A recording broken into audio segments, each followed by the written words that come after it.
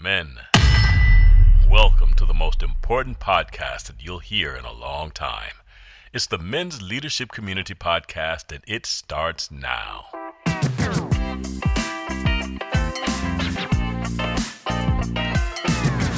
So we're at the movies series, and we do 7 different genres. For those of you that didn't know, we started last Friday, which was Good Friday, and we had kind of a straightforward Christian theme with the mission, which was a phenomenal way to kick it off. Today is our sports theme, and we're going with McFarland, USA, based on a true story, not exactly biographical, but based on a true story from Disney. And they always do a great job with these sports movies, and really heartfelt and kind of human, what I would call human transformation. So it fits in really well, Obi, with when we're talking about the hero's journey and the main character going through a massive transformation in his life. And I really love how Coach White himself goes through a transformation, but everybody in the story does. So that's kind of why it was hard to narrow it down on what some of these scenes were, because everybody goes through a transformation. Yes, all of the characters do. And it's funny because as I was watching this and doing research on it, I found that the actual life story is even better than the movie. So even though they took some creative license with it, I feel like and we'll talk about it here in a little bit. I feel like his real life story is even better than the movie, and the movie was great. I cried with the first movie. I cried with the second movie. So let's see if we can keep the streak going. You know what? And it's so timely in everything that we're going through in our country right now. There's so much segregation. There's so much, still racism and hate that's running through our country. And this is just a great movie about overcoming stereotypes, overcoming racism, and actually becoming a community with one another. So I'm super excited about this one, Obi, because it just has so many different ways of talking about coming together as a body of Christ, regardless of color of skin or the language that we speak, and actually, what does it really mean to be brothers in Jesus? And I think that's at the core, even though it doesn't come out Christologically necessary in the movie. We're going to pull that out with one another because we are brothers in Christ, regardless of race, regardless of color, regardless of the first language. Are you a first English first speaker or a Spanish first speaker? Are you in the hood first speaker? It doesn't matter. Christ is at the center of all of it. So that's what I really love about this movie. So we're going to give you a little background, and then we'll go into some really cool trivia, and then we'll hit the movie. So Obi, get us started with, what is McFarland USA? When did it come out? Man, this is 11 years already, man. I can't believe that. Me and Kim watched this movie, and we fell in love with this movie. It's been a favorite one of ours. American sports biography drama film based on the true story of the 1987 cross-country team from a primarily Latino school in McFarland, California. And the 87, baby, license to ill. Trust the ill, baby. No sleep till Brooklyn. Let's go, boys. So it took us way back. It took us back to 87. Some Beastie Boys in there, just for all of you that don't know the reference. There we go. There you go. That was a good reference, Andy. Beastie Boys still slaps, as they say today. The film stars Kevin Costner as Jim White, the school's coach, who leads the team to win a state championship. And of course, it's a traditional Disney fashion. It's a feel-good, inspirational story in which a coach in need of fresh starts helps his team of underdogs triumph over tremendous obstacles to become champions in a heartwarming celebration of the human spirit. Yeah, and I really do, that can kind of sound cheesy that Disney has this model that they work on. And this is one of the movies they came back to the old style model they had versus the, last 20 years of whatever they've been trying to pull off. But this kind of goes back to their original of heartwarming celebration of the human spirit, where you see two different sides of the story who think they're fine on their own, and they actually come to find out that they need each other desperately. The coach needs the kids need the coach. The coach is living on his own without community. The community doesn't know that they need some Blanco white guy to walk in and be a part of their community. So you got the Lone Ranger that needs community. You got the community that needs the Lone Ranger. The whole thing kind of comes together really well in this one, Obi. I like it a lot. At the outset, Boise, Idaho school football coach Jim White loses his temper and accidentally injures a player in the locker room.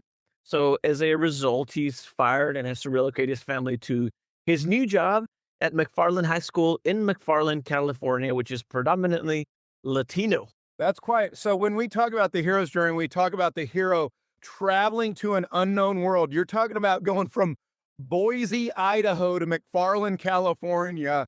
Jim White and his family are going to travel to an unknown world, a brand new world, because that's where transformation takes place, is when God takes us out of our comfort zones. So that's quite a shift from Boise, Idaho to McFarland, California. And it brought me, it really did remind me of our Brothers in Babylon series, right?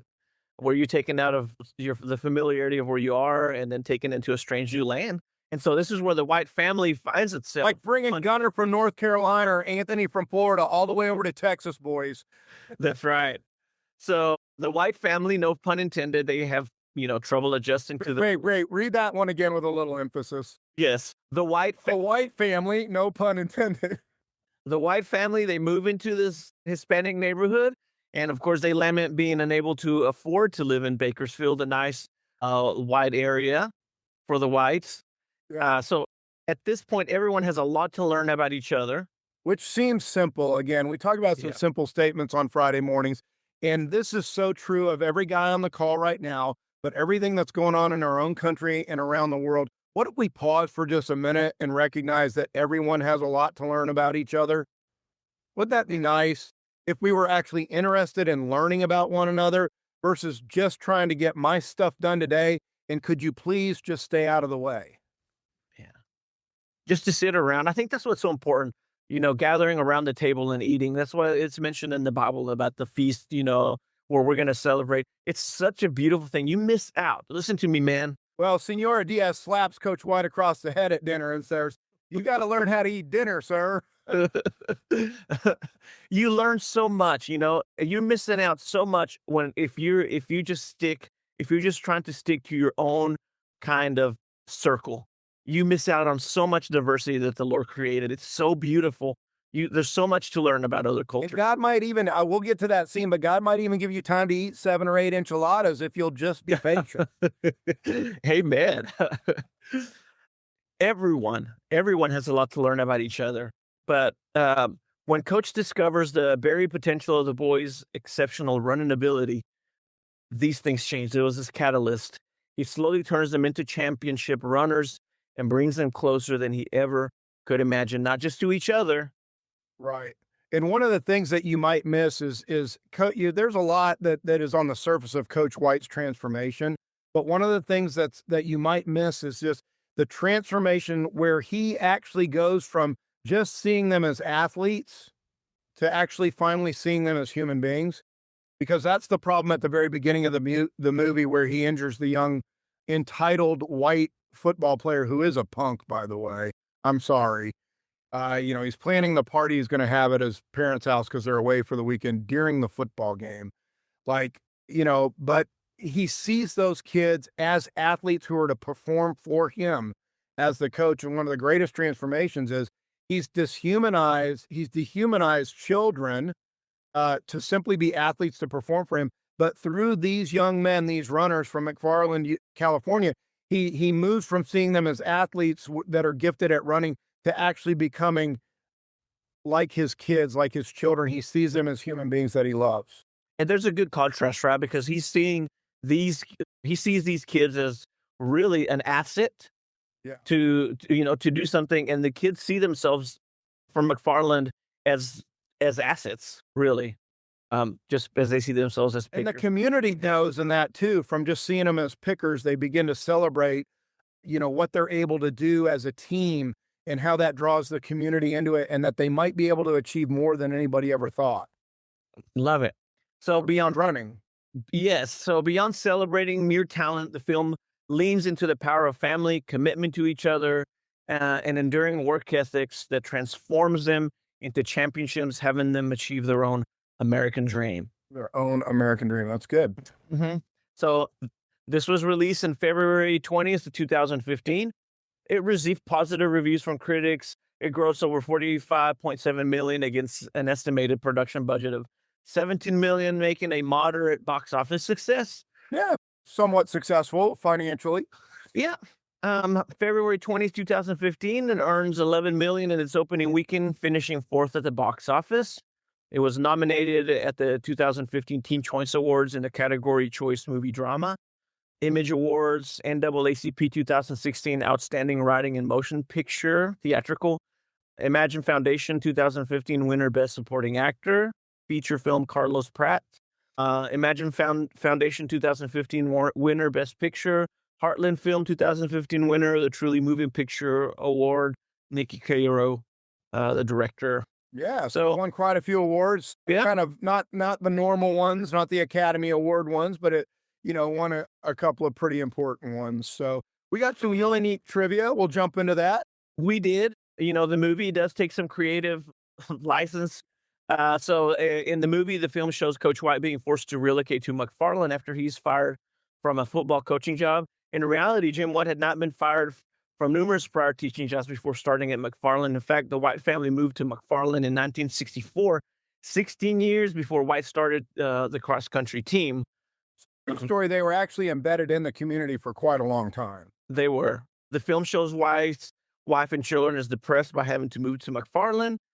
In fact, they really wanted to downscale and move into a smaller town.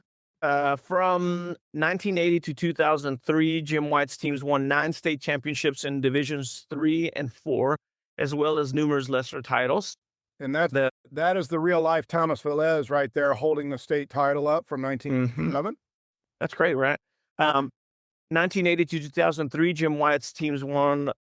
Principal photography took place in Camarillo, California, and many of McFarland's residents were extras in the movie. Yeah, so the pickers were actually a lot of the residents from McFarland who served as extras. Pretty cool. That's right. Kevin Costner was 60 years old at the time of the film's release, despite Coach Jim White being around 45 to 46-year-old in 1987. So you can see a little bit of the difference there. Mm-hmm. And even though Costner did not speak with real Coach Jim White before filming, basing his performance entirely on the script and articles and videos, the real Coach White felt Costner's portrayal was very accurate. That's pretty good. Yeah. The Monopoly method to create a realistic family dynamic, director Nikki Cairo had Costner and his on-screen family play Monopoly together before filming. So yeah, that was pretty cool. That's a good Hey, it is, right? Here's some really good ones. There was unfortunately some anachronisms that happened in the film. So that means things that were out of time. So this is here's some bloopers and some anachronisms here. In their scene at the first meeting, starting the official's gun does not have a cylinder in it, meaning that it cannot fire. So I don't know if maybe it fell off before they shot the scene and they just went with it. They were too tired. You can see it right there. There's no cylinder. There's no chamber in the gun. So there's absolutely no way it could fire. And yet he starts and there's a little puff of smoke comes out of his gun. So all that was done post-production. If you didn't notice, Mama Diaz takes pictures of the team with a digital camera, which was not available in 1997. And I want to imagine that they were probably like, guys, we need an old camera, and everybody's like, I don't even know what that is, guys. Here, just use this. Adventure Time, a 2010 cartoon, is visible on a television set, which obviously was not around back then. Low and Slow, used in the movie, is Ramon's license plate from the Lightning McQueen Cars cartoon. So they always like to include a little Easter egg. Little Disney eggs. Yeah, and of course, Cheech Marin is the voice of Ramon, so we're keeping it in the same kind of groove as McFarland. So there you go. The film was previously slated for a November 21, 2014 release under the title McFarland, but was pushed back to February 20, 2015 to avoid competition with The Hunger Games Mockingjay Part 1, which was, people were really waiting on that, and I'm glad they did. Probably a smart move. That was a pretty big series of movies there, so you can't beat The Hunger Games. Okay. Yellow music trivia for you guys. Yes, the Colombian music superstar Juanes was approached to write the theme song for the film Juntos, or Together. It was performed at the 57th Annual Grammy Awards, the first Latin song in 10 years to be given the privilege. Pretty big deal. Yep. And then Coach Jim White was the subject of a long-distance dedication on the popular syndicated radio show American Top 40 on February 1st, 1986. one of the members of the McFarland cross-country team dedicated the 1984 Matthew Wilder song, Break My Stride. Ain't nobody gonna break my stride. Nobody gonna slow me down. Oh no, I've got to keep on moving. There we go. What do you think of that? Yeah, I had to That's what listen to everybody the wanted song. on a Friday morning. I had never heard that song before, so I was Or you gotta watch the video of him. Yeah, there you go. Gunner. Uh, like I always, hey, this is the disclaimer. Obi knows it. Jen always said I had the voice for silent film and the face for radio. So there you go. Hey, she knew what she was talking about. Accidental casting of Ramiro Rodriguez, Danny Diaz. He was just driving his cousin to the audition, but ended up being scouted for the role. And that's what I'm praying that would happen to me. That somebody will realize that I'm a hidden actor, Jim. He was not overweight as a kid. That's for the real Danny Diaz. There you have them side by side. So you have the Danny Diaz from the movie, and then you have the real Danny Diaz next to it. So I don't know how I would feel about that, you know? I was like, okay, well, why'd you feel the need to have that? But, you know, I think it added a nice comic relief to that. That was very welcome. Damasio Diaz, one of the real-life runners portrayed in Disney's McFarland USA, made headlines in 2016 after being charged with police corruption. He was sentenced to 5 years in a federal prison in 2016 for felonies including stealing methamphetamine, bribery, and tax fraud. He was a former narcotics detective with the Bakersfield Police Department. He was released from federal custody in 2020 after serving time. and moved back to McFarland and is serving in the community there. So he's back in McFarland, which is kind of a nice ending to the story. Yeah. During the California state competition, the runners passed through the Griffith Observatory in California, which has been featured in hundreds of films, television shows, and music videos, including Rebel Without a Cause, as well as a place where Arnold Schwarzenegger's character arrives in The Terminator and in The Terminator Genesis. Which How we about that? started the whole morning talking about Terminator. So Hey, that just worked so perfectly together. it just happens. No, you know what it is? We were eyes listening. AI is listening to us, guys. It's embedding itself in our conversation. And it knows that I say please before all my requests. So all the promotional materials in Canada, including the posters and TV spots, removed USA from the title of the film, referring it to simply as McFarland. Okay. Maybe they don't have any McFarlands in Canada, and they're like, we don't have a McFarland here. It's common knowledge.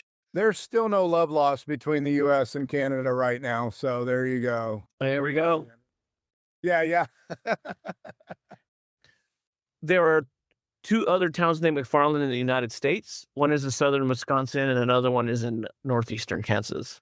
So there you go. That's our trivia. Way to go, Obi. Thank you. Boy, you nailed that right at 7:30. Here we go. I'm telling you, Good. we're getting better at this. We're getting better at this, Andy. Some fun stuff.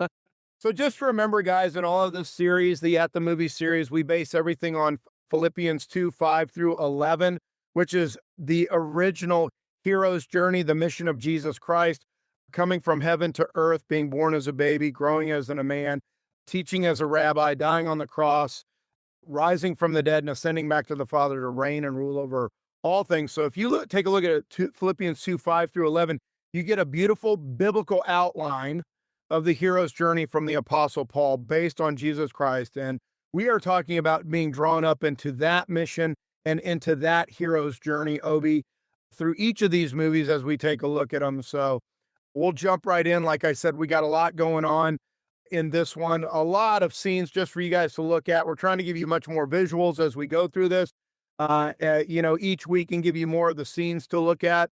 So we're going to do the opening scene called the game plan ? This cannot, this has got to resonate with a lot of guys at the beginning, Obi.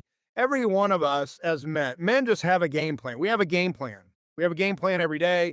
We have a game plan of our lives. We have a game plan for our families. We have a game plan for our wives, our wives would tell us they have a game plan for us. We have a game plan for our children, whatever. We have a game plan for work. We got a game plan for our churches. How often is the human game plan the one that, actually God is unfolding in our lives? So I love how this begins with Coach White and his game plan of wanting to become a rising football coach. from the get-go. And then the circumstance and then frustration with himself because you saw that it happens the moment, when he makes that mistake where he injures the student, that he realizes that, things are about to change. And The boy, kid is a punk, there's no doubt, but that doesn't give you the right to, throw a cleat at him, unfortunately. And I love this. The first line from the kid though is, "Are you kidding me?" And that's kind of how I feel about my game plan. When I game plan without Christ, when I game plan without God, when I game plan without prayer, when I game plan without Christ at the center, it usually works out at some point that I'm looking in the mirror going, "Are you kidding me?" So that's how it worked out, which immediately put him in the Mayflower, which is kind of it's pretty doggone funny. We hit on that one for a minute of, the hero going from a world that he knows to a strange new land, a moving company called the Mayflower. and then all of a sudden now we're going to be going to a world that is completely different to them.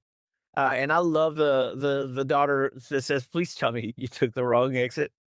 Are we in Mexico? This place is a dump."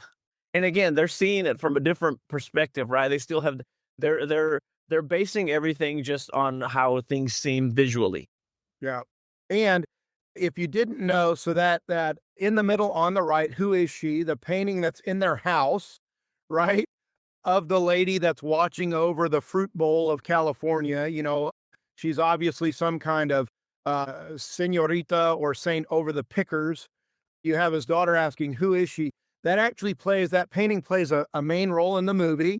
And you'll see a transformation 3 times, like we have throughout all these heroes' journeys. Something in the movie has 3 different times that we see it, that it changes. So here's the first one. Who is she? What are we doing here? Are we in Mexico? This place is a dump. Our house is a dump, is what the daughters say at the very beginning, right? So I want you to remember that painting, because we'll see it 2 more times and we'll see a transformation of, is this place really a dump? Or are we beginning to actually call it home? Mhm. Yeah, which is And pretty cool. And of course, they arrive to go get something to eat, and they're trying to find the burgers. They're trying to find something that's familiar to them, and they're greeted with the girl that says, "Hey, we have tacos, tortas, burritos." And so, what a Enchilada. And if you didn't notice in the film, go back and watch it. She has to say it 3 times. mm-hmm. So it's really funny because he's like, "Do you have hamburgers?" And she goes through it all. She goes, "We have." And she doesn't say no.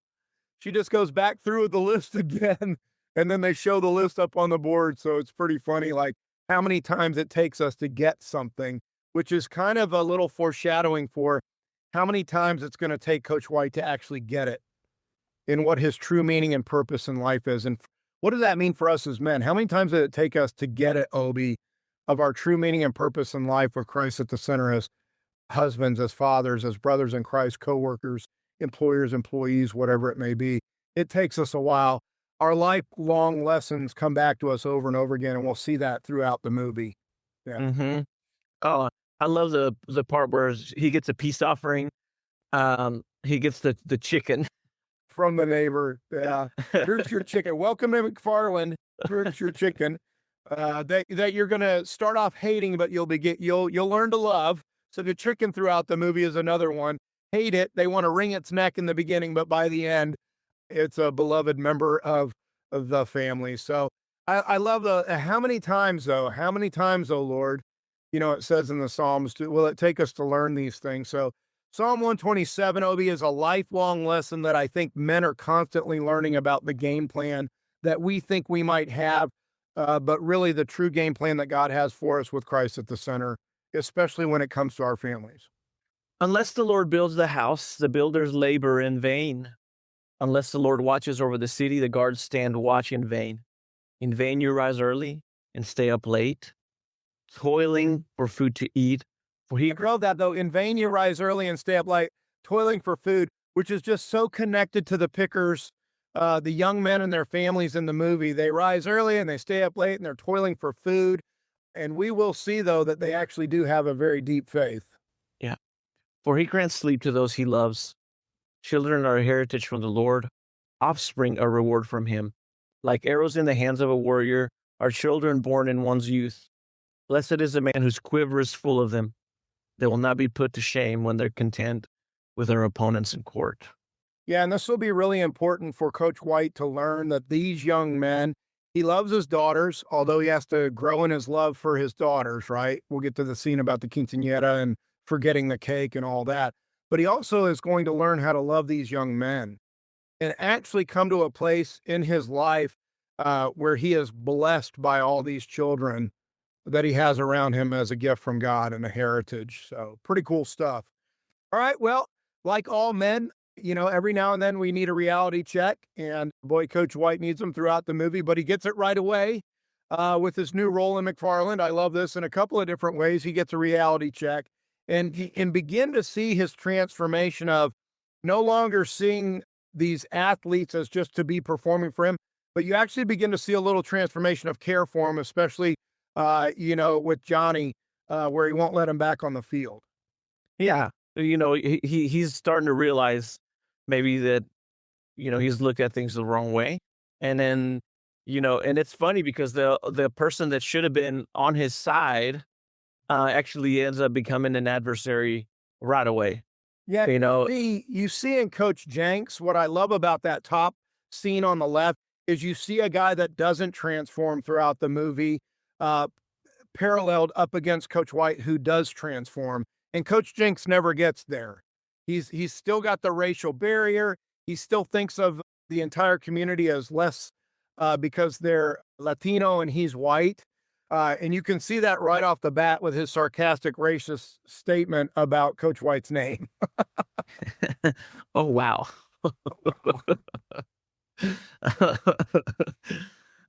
So, we see that our same football player, got that's the guy that he put, couldn't, I don't know, go back into the field because he got dinged hard, right? And He had a concussion. Yeah. yeah, Yeah. I was, Really, how many fingers am I holding up? September. Yeah. remember. You're not going back in, buddy. And so he's finally starting to see something. We're starting to see transformation. And, I love that, people, that the kids, the same way they view him, they have their certain view of him already. Hey, White, is that a popular name where you come from? And, goes back to kind of contrast with the Diaz, is that a popular name where you come from? Well, So when like he's the calling little, out the three brothers' names, he's like, first of all, he doesn't know their brothers yet, so he hasn't learned about them and their family, right? He doesn't know them. So he just says Diaz, Diaz, Diaz, and he's like, is that a popular name where you come from? And you can see his racism. But I love Victor Puentes, kind of the smart-ass, sarcastic one of the group. He comes right back with, hey, White, is that a popular name where you come from? So you can see, hey, you know what? If you want to be racist, so can we. And actually, I would throw out there, Obi, you let me know, they probably are a little racist towards white people too. you absolutely, they are. They both have preconceived notions about each other. Stereotypes are stereotypes, and they underpin racism. You know, Coach Jenks has them, Coach White has them, the kids have them, and I think that's something for us to come to understand when we talk about confessing our brokenness and our sin. We all have stereotypes that are underpinning us. We all have some racism running through us. And the question is, are we ready to confess it, admit it, and ask God to transform us so that the new man in Christ will overcome the old man? And that's what we see in the transformation of Coach White happening throughout the movie. So really good stuff there. But you can see, that transformation with Johnny. He recognizes there's no way that this kid at this size is a linebacker, and then, you can see the love for him though on the field when he does get that concussion, and that actually causes some problems then with his coaching job as a football coach, which really sends us into the rest of the movie and running. So, which is really good. But I love Johnny's statement there. It's not the size of the dog in the fight, coach. It's the size of the fight and the dog. But Coach White says, depends on how big the dog is. Yeah. And I love when Johnny gets hit, Coach White goes, that's a big dog. That's a Because he knows he's done. He knows he's done. I love that, though. I've had a concussion before, and it is true. He's like, how many fingers am I holding up? And he says September. You just say weird stuff that doesn't make any sense because your mind can't make sense of it. And he goes, John, what'd you say? And he goes, it's Friday. Like, it's so great. It's so great. So there's some realism there. But I think Matthew 7, 1 through 5, a reality check that we all need, Obi, in our lives is the danger of stereotypes, the way that we judge one another, the underpinning racism that we all suffer from as broken, sinful human beings in the world, and wanting God to transform that with the new man in Christ. Do not judge, or you too will be judged. For in the same way you judge others, you will be judged. And with the measure you use, it will be measured to you.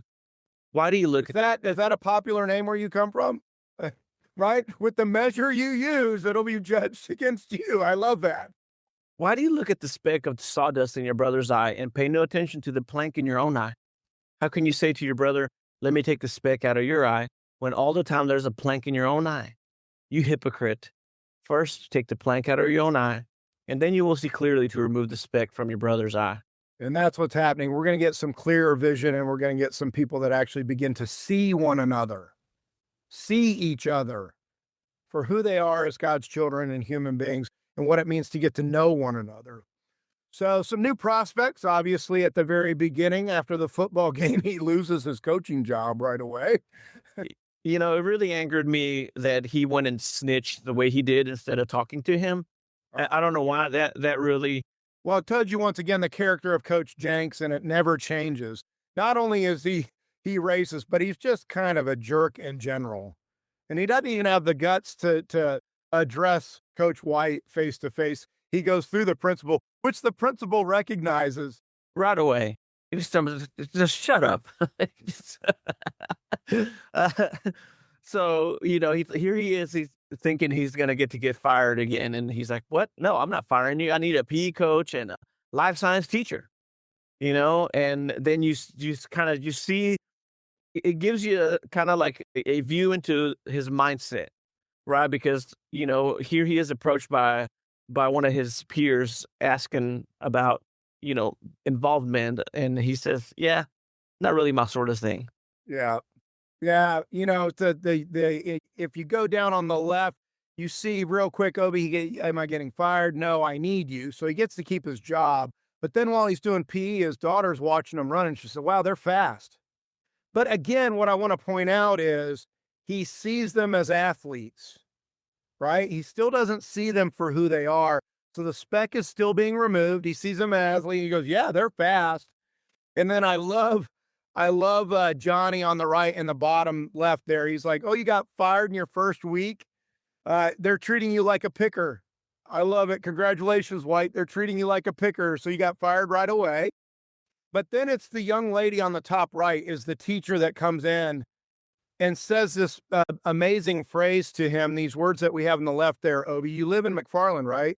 You ever taken a look out there? This is one of the poorest towns in America. These kids are invisible and they are expendable. And that's how White sees them still. They come from the fields and they go back to the fields unless the prisons get them first. And she asked him for help, and his response is, it's not really my sort of thing. No. So he still hasn't changed yet.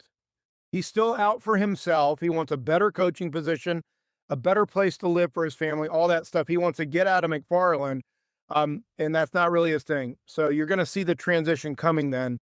He sees Thomas Velez running home from the fields, right? And is like, wow, he's really fast. He clocks him at like 12 miles an hour, I think, with his truck. And he comes up with the idea then to start a cross-country team because he does love coaching. So he's trying to figure out a way to coach. But again, he sees it as an opportunity for himself to coach again so he can get another coaching job. So he comes up with the opportunity to coach and presents that to the principal. But when we're thinking of making the most of every opportunity is to do it in a wise way. So Ephesians 5:15-17, not only does he receive a new prospect after getting fired from the football job and looking for the cross-country coaching job, but he's going to become more and more wise about this new opportunity that he's been given, especially with the people in front of him. Be very careful then how you live, not as unwise, but as wise, making the most of every opportunity, because the days are evil. Therefore, do not be foolish, but understand what the Lord's will is. And he's going to grow in that, especially in understanding not just being a cross-country coach, but what it means to actually love on these kids. So then we get the recruiting scene. I love this with Johnny. Yeah, Yeah. you can run through this one pretty quick. It's good though. Yeah, yeah. He said, "We have kids who can run forever. They carb load on rice and beans. You've coached cross country before? No. Well, you sound perfect." I love that because I'm not allowed to carbo load on rice and beans anymore, according to the nutritionist in my diet. That's not. Oh man, I am so sorry. It's really funny because I didn't know that rice and beans. I'm eating on rice and beans was like a derogatory kind of thing. I was in college and I was dating a girl, and she says she had said something about rice and beans, and it never really clicked on me. And then I don't know, we were talking about something. I said, "Yeah, it's just rice and beans," and I was like, what is that?" And they're like, "Oh, it means that you're poor." And I was like, "Well, I guess I must have been poor because we ate rice and beans for breakfast, lunch, and dinner where I came from." Or You not know? Latino, not white. Yeah. But they're great for carbo loading. That's why they can run forever. And these guys were running forever. Now you see that there's an interest, and there's this interest in them to be part of something, right? To be on a running team, to do something bigger than themselves. And I love that line from Victor Puentes, though. Nobody wins around here, white. Leave me alone. But it's just we know where we're headed. We know what our future is. There's no winning involved. and so now Coach White has used wisdom to come up with different tactics to get some of these guys that don't want to be on the running team, but do want to be on the running team, and it kind of gets some leverage. We have the scene where Tomas gets in a fight, and he kind of tells him it's either you're getting kicked out or you're on the team.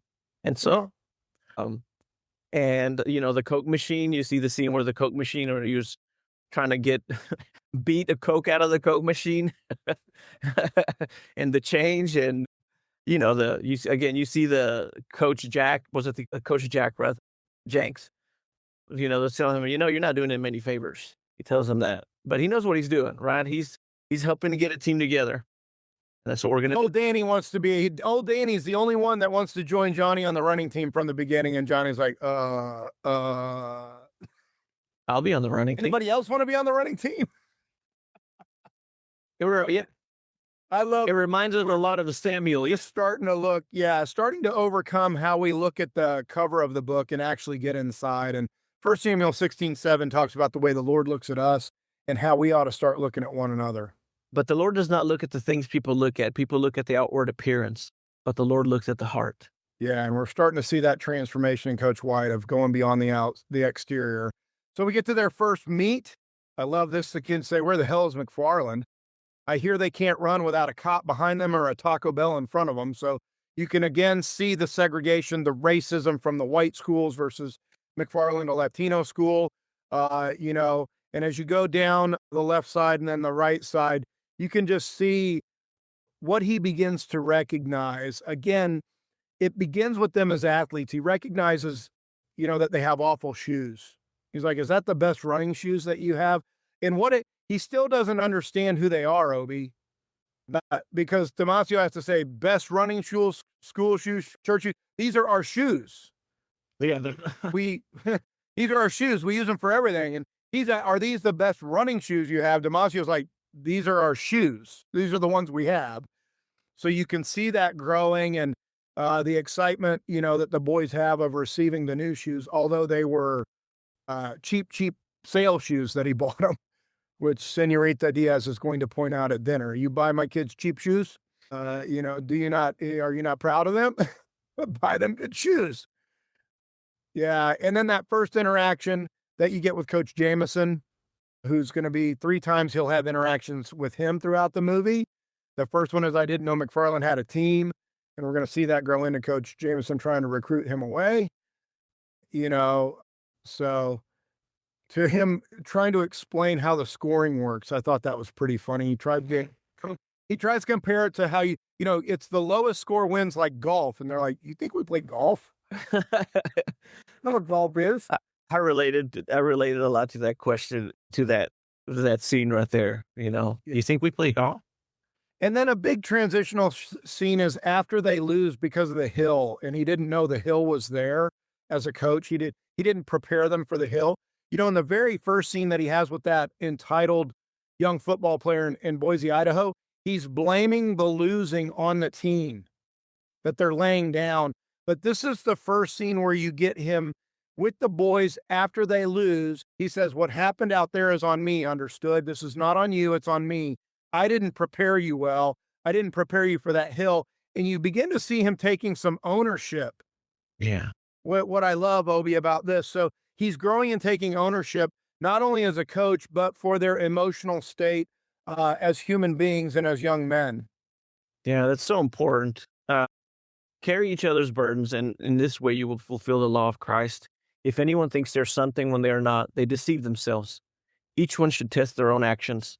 Then they can take pride in themselves alone without comparing themselves to someone else, for each one should carry their own load. And I love this. You get two things. Number one, carry each other's load because that fulfills the law of Christ. But in the end, take some ownership for your own actions and carry your own load when it comes to confessing. Amen. So pretty good stuff for men. Like people ask all the time, what are you learning in a men's faith-based, entrepreneurial and executive leadership call on a Friday morning by talking about movies? Well, learn how to carry each other's load and learn how to take ownership for confessing the stuff that you've messed up. And Pretty manly things. one of the things that we strive for in our home is to make sure that our kids know when we mess up. We don't shy away from from our own brokenness, and we didn't have that growing up, And so our kids, there's many times where we have gone to our kids and said, "I need you to forgive me. That was not Christ-like. Daddy needs Jesus just like you do. Forgive me." And this is what's happening. You see this happening right here. He's going to grow in this a lot right here. I love this. This is a transitional part of the movie. We're calling it Forgotten. Just to compare that against Coach White says, now we know what we didn't know, but he's only talking about running, which is pretty funny because he still has a lot to learn and there's still a whole lot of stuff that he doesn't know. So he says after that race, now we know what we didn't know, and he's going to take them out to these mounds with the almond husks under them, right? And have them run these hills over and over again. But he's only talking about winning a race. He's only talking about running. He's not talking about being a human being in life with one another. So I really love that. Now we know what we didn't know. And yet Tomas tells him, yeah, well, you don't know about a lot of things, White. You haven't got a clue. And that's where he really grows in this particular scene. He doesn't know that Thomas Velez is going through a serious issue at home where his dad has now come back from Texas and has found his younger sister pregnant and blames the mom and Tomas that they let her get pregnant.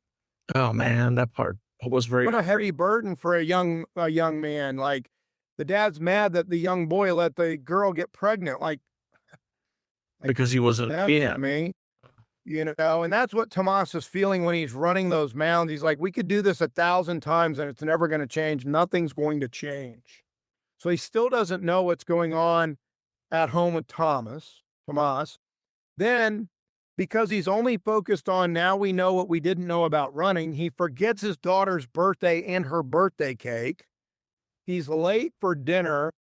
And when his wife tries to tell him, Obi, you were late and you forgot the cake, that's a big deal. He goes, well, you don't know what I'm going through. I got a runner that had a breakdown at practice today. And if me forgetting a cake is the worst thing that she ever goes through, boy, foreshadowing, because it's not, right? She's going to go through something even scarier. He doesn't know yet. So it's all about him. It's all about the race. It's all about running. It's not about Tomas and knowing him. It's not about his daughter, Julie, and knowing her. So he's still very self-centered until he comes to a moment of seeing Tomas ready to jump off a bridge. Oh, man. Right? Mm-hmm. And he says this line, right now I'm guessing running's the only thing you've got, the best thing that you've got.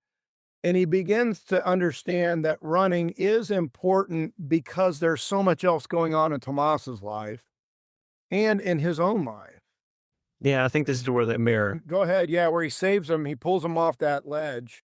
And and in that scene, he's not only saving Tomas, but he's saving himself as well.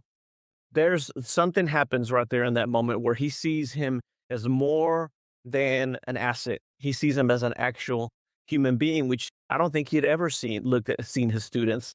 And so he was missing out on so much because he failed to see somebody as in the imago Dei, you know? And he recognizes how much he's missed out on seeing himself Yeah. in his own personal growth. So it's a radical, again, lifelong lesson. This is not something that you watch one movie and all of a sudden, oh, I'm changed, I get it. And neither is he. He continues to grow throughout the movie and struggling with it. But here's a lifelong lesson for all of us when it comes to the hero's journey. The setup for the hero's journey, Philippians 2:5-11, is really set up verses 1-5. So this is where he's beginning to grow, Coach White beginning to move beyond seeing his own stuff and actually seeing other people and why they're important to him. Therefore, if you have any encouragement from being united with Christ, if any comfort from his love, if any common sharing in the Spirit, if any tenderness and compassion, then make my joy complete by being like-minded, having the same love, being one in spirit and one mind. Do nothing out of selfish ambition or vain conceit. Rather, in humility, value others above yourselves, not looking at your own interests, but each of you to the interests of the others. In your relationships with one another, have the same mindset as Christ Jesus. Yeah, and that's verses 3 and 4. Do nothing out of selfish ambition, which he was, or vain conceit, which he's pretty conceited still. Rather in humility, value.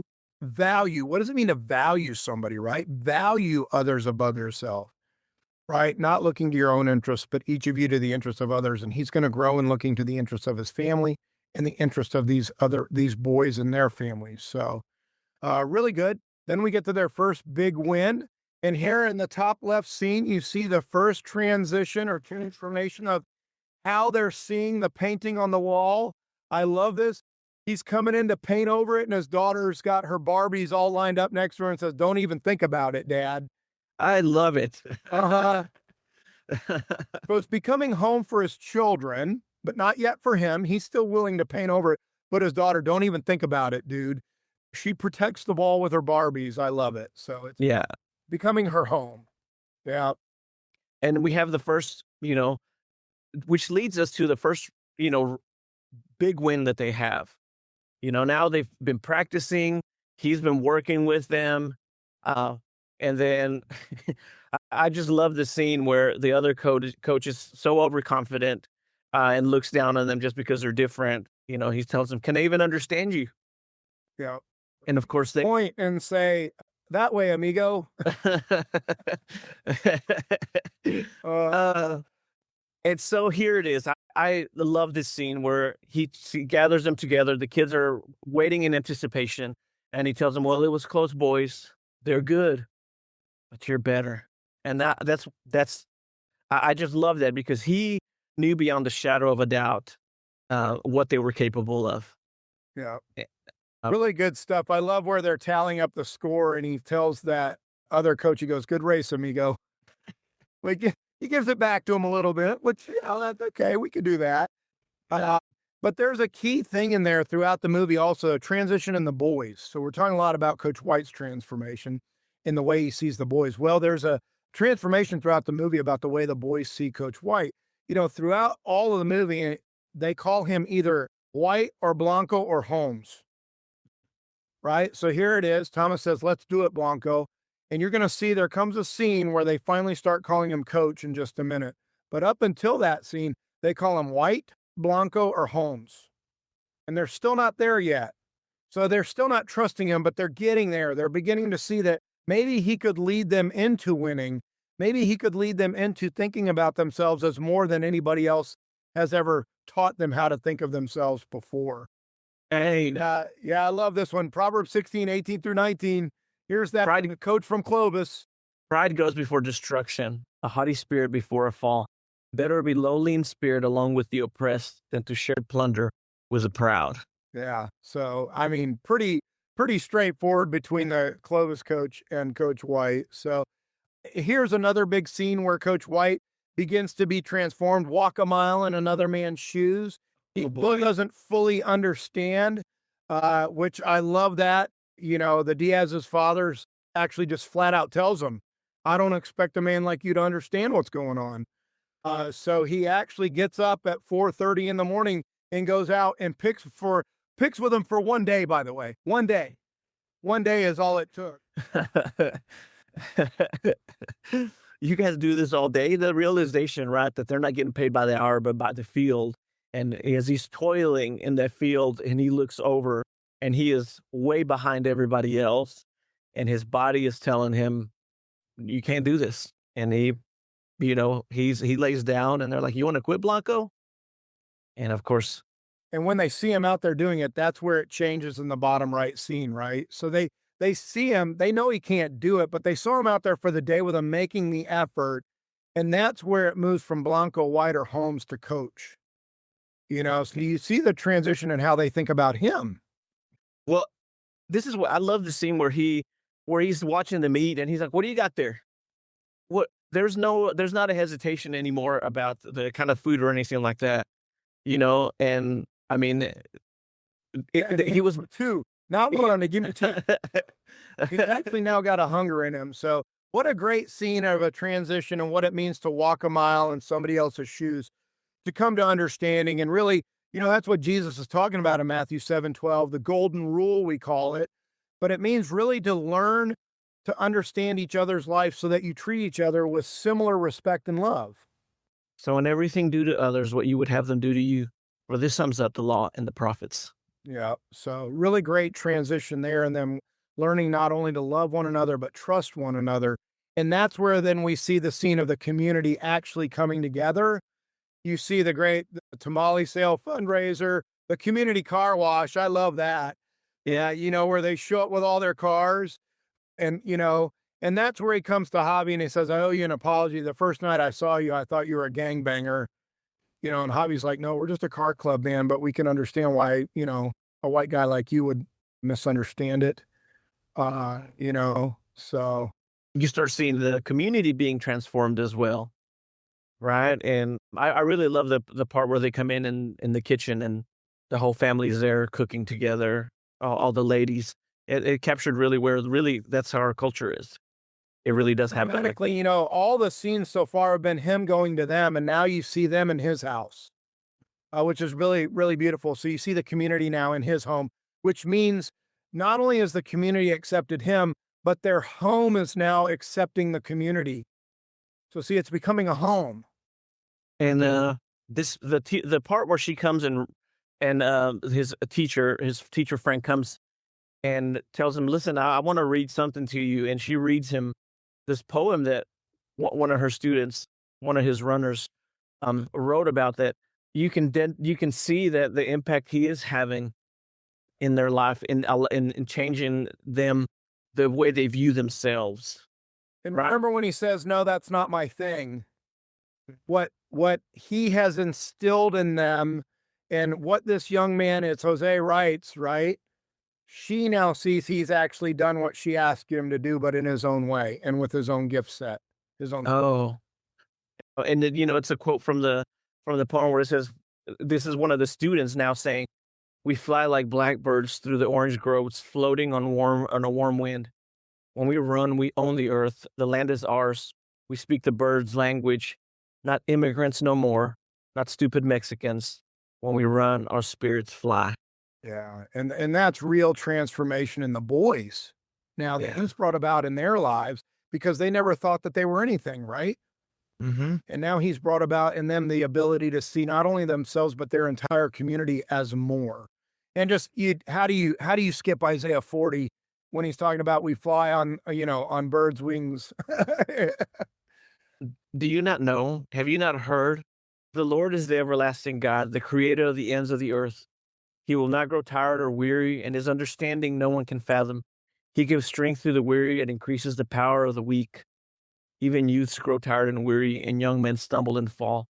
But those who hope in the Lord will renew their strengths. They will soar on wings like eagles. They will run and not grow weary, and they will walk and not be faint.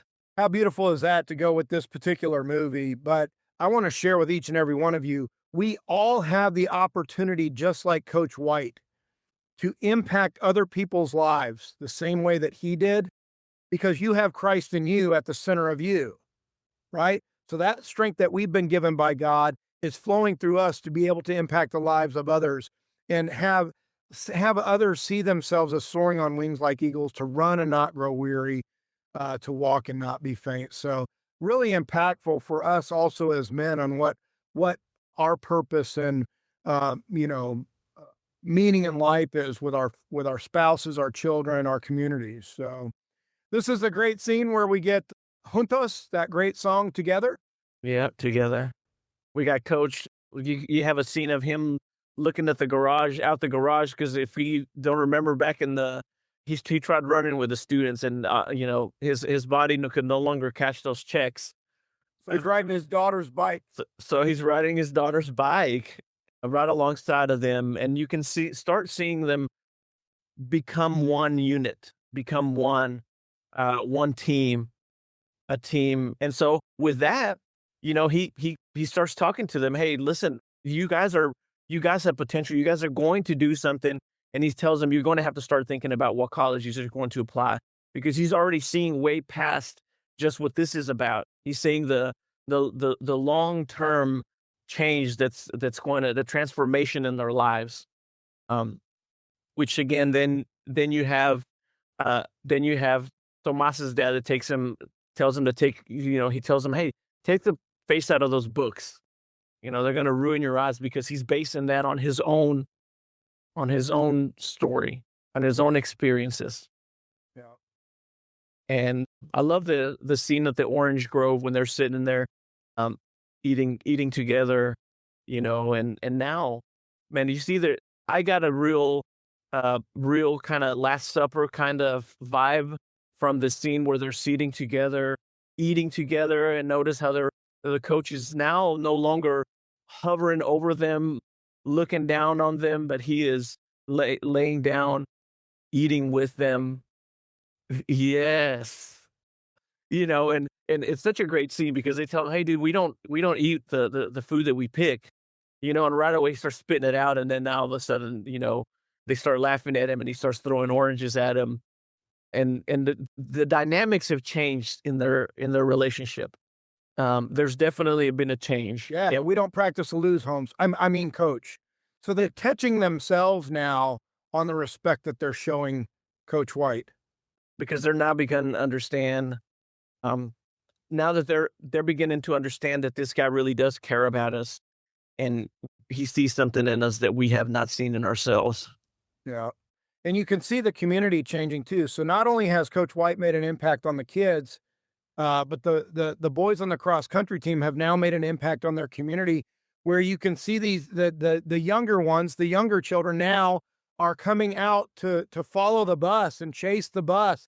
And you see the next generation of runners behind the bus. So they're actually mentoring and impacting the lives of the younger kids now, the runners themselves, the boys themselves. So, and he tells them, when we win, your world could start to look very different. There's going to be new opportunities for you, and that's going to impact everybody else. So, man, none of them had ever dreamed of college before. And the original 7 all went to college, by the way. That's crazy.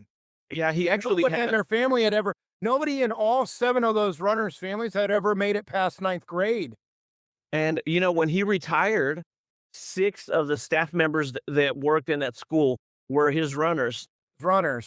And the superintendent was also, though that's 7 people's lives that were transformed by this. Just as a body, though one has many parts, but all its many parts form one body, so it is with Christ. For we were all baptized by one Spirit, so as to form one body, whether Jews or Gentiles, slave or free, and we were all given the one Spirit to drink. Even so, the body is not made up of one part, but of many. Yeah. So, I mean, that's what they're learning, right? They're actually learning juntos. What does it really mean to be together in Christ? And that's what we're learning in the MLC with one another, doing these things with one another. We're learning juntos, Obi. Juntos, together. Yeah, togetherness in Christ. And life is better. So then they learn how to believe in themselves and in one another in their qualifying meet. They have to qualify for, the state tournament. And here, once again, an interaction between Coach White and Coach Jameson. You can see the change I didn't even know McFarland had a team was their first interaction. Well, now here's their second interaction. Congratulations, team to watch and coach to watch. Uh-oh. Uh-oh. Jameson is fishing. Yeah, for sure. So really cool to see that. You know, I love Tomas asked that kid, do you play golf? And he goes, yeah. And he goes, well, this ain't golf. Hey, their mindset's completely changed. Yeah. Now it's gone from, we don't win, nobody wins here, to now this isn't golf. We know what we're doing now. There's a confidence in there. And I really love what he tells them when they're going to they're about to go to the state qualifiers. And Danny keeps asking him about the mountain. You see this mountain. He keeps asking him, and he finally sees it, and it's big, right? And so they're kind of standing around, and he tells him, and Coach White tells him, I want you to look at them, and I want you to look at yourselves and ask yourself, who's tougher? And these guys know that they're tougher. Yeah. And they've trained now. They've trained where the first time it was on Coach White, he says, it's on me. I didn't know there was a hill there, and it didn't go well. And he goes, this time, though, we've prepared, and you're ready, and you're tougher. You're going to make it up that hill, which is really interesting because our hero's journey outline has two mountains. The first mountain that we fall down, and the second mountain Christ leads us up. So here they are going up the second mountain, and they're ready. And he says, look at that. You did it. They won. And I love they immediately drop down and pray. Yep. Which, by the way, one of the things that his wife mentioned when they were interviewing them about this is she says they didn't put that in the movie, but all our players prayed before every game. That is something that we always did. And she's like, I'm glad they at least showed this right here, but that was part of what made our team team. And again, once again, Andy, we always like to throw the baptisms, the baptism series right here. We have this, now we have this baptismal series, this scene where, these kids have been transformed now. They've gone through the pre-qualifiers. They're jumping in the water, and they're going to emerge now, no longer pickers, but champions. Yeah, they believe in themselves in a way that they didn't before. And even Disney understands the power of a baptismal scene. So we know Disney hasn't totally lost it. So we're thankful for that.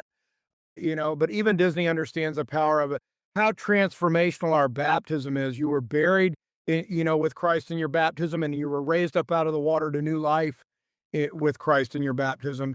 And these kids now believe in a way that they didn't before. And they've now understood that they've learned the power of endurance. Yeah. And this is where he tells them it comes down to which runner can handle the pain. Yeah. And a great, exercising our own endurance as men in our lives. Hebrews 12, 1-3, perfect verse for gathering together as brothers in Christ as the MLC and encouraging one another to keep going.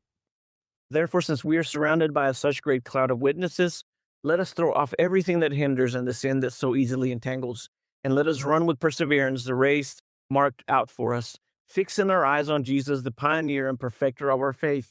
For the joy set before him, he endured the cross, scorning its shame, and sat down at the right hand of the throne of God. Consider him who endured such opposition for sinners, so that you will not grow weary and lose heart. There you go. What a great message for us this Friday morning. We'll wrap it up. We got just two more scenes, guys. Hang in there. We got the quinceañera scene. Now look, all of a sudden, here we have her. There she is, the painting in the house. So we've gone through who is she? This place is a dump. To don't even think about it. The young girl with her Barbie dolls all lined up protecting the painting. To now Coach White putting up the lights around her to celebrate his daughter's 15th birthday, which he had forgotten. And now you have Coach White respecting the painting. So you can see even for Coach White, it's becoming home, Obi. Yeah. And, if you don't know, this is a reference to the Virgin Mary in the Latino culture. I don't know if you guys ever seen the Virgin Mary that Diego, that it's believed that Diego saw her, but this is how she's kind of depicted with the halo around her. So this was a reference to that, just that the Latino culture would understand. And so now we have Coach Jim not just being a part of the culture, but he's embracing the culture. He's opened his eyes to something that he'd never seen before, the people them for help. and asking them for help. That's exactly what I was gonna say. And do you remember that scene with the Diaz's father where he says, "Can I help you clean the buckets?"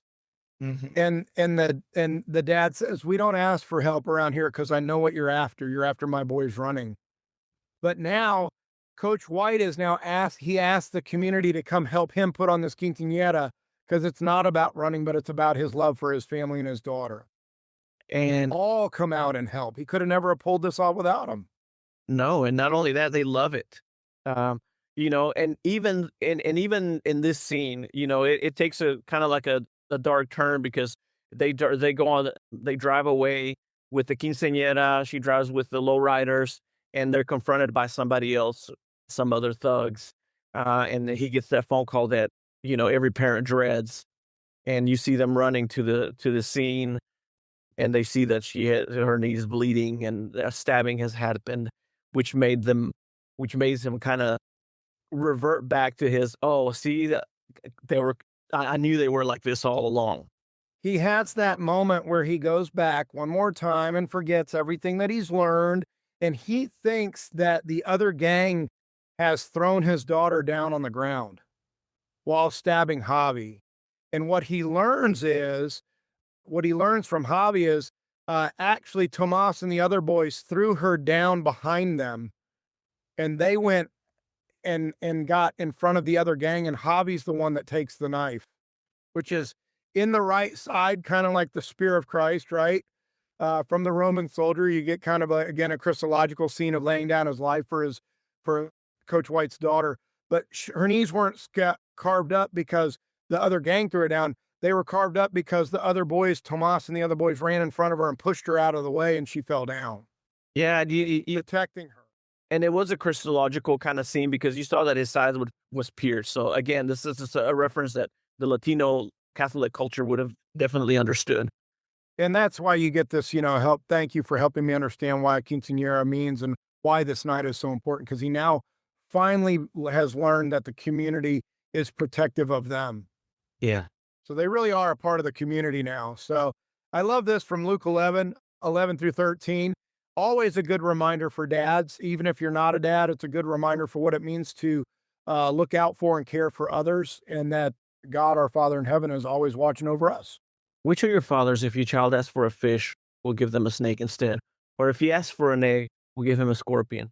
If you then, though you are evil, know how to give good gifts to your children, how much more will your Father in heaven give the Holy Spirit to those who ask him? Yeah, really great one. And then, of course, we come down to the last scene, the state drama. There's always got to be some drama with a state meet, right? There's always got to be one last big push of drama. And here is Coach White going to Palo Alto High School to meet with Coach Jameson, who has an opportunity to go to a white school that's going to pay him more. He's going to live in the white neighborhood. He's going to live in the ideal place, right? And, Having it. they're not having it. So now all of a sudden, what is he in for? Now you saw the way he saw he kind of reverted back to, I knew this was a bad idea. I knew that this is how these people are. This place is dangerous. And then we throw it back to Tomas. Now he's like, I knew that he didn't care about us. I knew you were in it just for you. Which then now leads us to our main scene where we're going to be having the final race for the state's championship. And like any Disney movie, you have to have the most unlikeliest of heroes, has to shine through. I'm a fan of that. I am definitely a fan of the feel good, especially after last week's depressing ending of the movie. I needed the feel good. But the cross,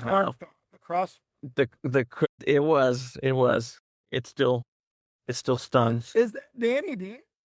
Is that Danny Diaz? That's not Danny Diaz. But I love the speech that he gives them because he finally realizes what all they have to go through. And those circumstances have shaped them to be who they are now. And he says, these kids don't do what you do. They can't even imagine it. You guys are superhuman. There's nothing you can't do with that kind of strength, that kind of heart. Now go run your race. And I love this. 1, 2, 3. McFarland. And throughout the entire movie, he tells them to count it off, right? And he has one of the different kids do it. And at the end, the kids ask Coach White to count it down before their race. So you can see that love and that respect has grown. And of course, they go on to win, and they win because of Danny. He's able to become in fifth place, right? Which he never had done before. So he finally is the fifth runner that comes in just under time, which helps the entire team win. So the power of teamwork, Ecclesiastes 4:9-12. 2 are better than 1 because they have a good return for their labor. If either of them falls down, one can help the other up. But pity anyone who falls and has no one to help them up. Also, if 2 lie down together, they will keep warm.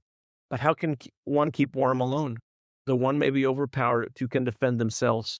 A cord of 3 strands is not quickly broken. Yeah, so great teamwork that they show with one another at the end, especially with Danny Diaz. So, Obi, if you don't mind, pray us out, and then for the guys that can hang on, we'll go ahead and keep conversating with one another. Lord, we're so grateful for the race that we're not running it alone. Not only are you empowering it through us, but you've also gifted us with brothers that can run along with us, that can help us up when we stumble, that can spur us towards holiness, towards glory.